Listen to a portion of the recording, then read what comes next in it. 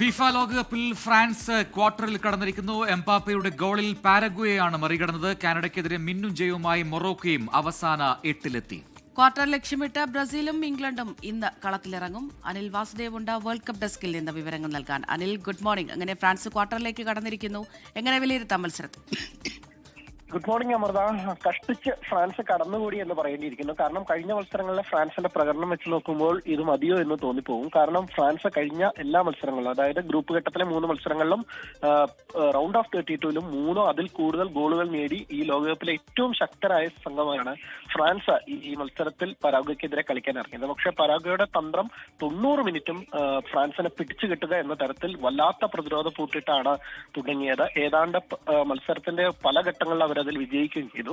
ആദ്യമായി ഫ്രാൻസ് ഒരു 22-ാം മിനിറ്റിലാണ് പോസ്റ്റിലേക്ക് ഒരു ഷോട്ട് തീർക്കാൻ പോലും സാധിച്ചത് എന്ന് തന്നെ വരുമ്പോൾ അവരുടെ പരാഗ്വയുടെ ആ പ്രതിരോധത്തിന്റെ കരുത്ത് നമുക്ക് മനസ്സിലാവും. കാരണം ഈ ലോകകപ്പിൽ ഏറ്റവും ഡിസ്ട്രക്റ്റീവ് ആയിട്ടുള്ള അറ്റാക്കിംഗ് നിരക്ക് അത്രയും സമയം വൈകുന്നത് ഈ ടൂർണമെന്റിൽ ഇത് ആദ്യമായിരുന്നു. ഒടുവിൽ മത്സരത്തിൽ പല രീതിയിൽ കയ്യാങ്കളിയും ഒക്കെ തന്നെ ഉണ്ടായി. ഫൗളുകളുടെ പെരുമഴയായിരുന്നു ഉണ്ടായിരുന്നത്.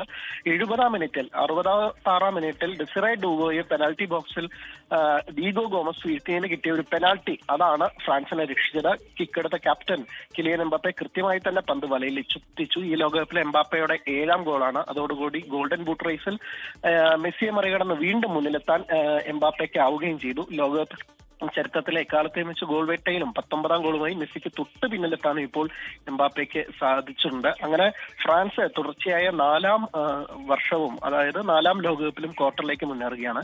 മറ്റൊരു മത്സരത്തിൽ കാനഡയെ എതിരില്ലാത്ത 3 ഗോളിന് തോൽപ്പിച്ച് മൊറോക്കോയും അവസാന 8ലേക്ക് മുന്നേറിയിട്ടുണ്ട്. തുടർച്ചയായി 2 തവണ ക്വാർട്ടറിലേക്ക് കിടക്കുന്ന ആഫ്രിക്കൻ രാജ്യം എന്ന നേട്ടത്തോടു കൂടിയാണ് മൊറോക്കോ വരുന്നത്. ഇതിലൊരു കൗതുകം, ഈ 2 ടീമുകൾ തമ്മിലാണ് ക്വാർട്ടർ ഫൈനലിൽ ഏറ്റുമുട്ടുന്നത്. കഴിഞ്ഞ 2022 ലോകകപ്പിന്റെ ഖത്തർ ലോകകപ്പിൽ ഈ 2 ടീമുകളും സെമി ഫൈനലിലാണ് ഏറ്റുമുട്ടിയത്. അപ്പോൾ അന്നത്തെ ഒരു കണക്ക് തീർക്കാനും ഇല്ലെങ്കിൽ വിജയം തുടരാനുമുള്ള ഒരു പോരാട്ടം, അതായിരിക്കും ഫ്രാൻസ് മൊറോക്കോയും തമ്മിലുള്ള ഒരു ആവേശകരമായ മത്സരം കാണുക. 2 അടുത്ത സുഹൃത്തുക്കൾ അഷ്റഫ് ഹക്കീമിയും കിലിയൻ എംബാപ്പയും ഒരിക്കൽ കൂടി മുഖാമുഖം വരുന്നു എന്നുള്ള പ്രത്യേകത കൂടി ആ മത്സരത്തിനുണ്ട് അമൃത.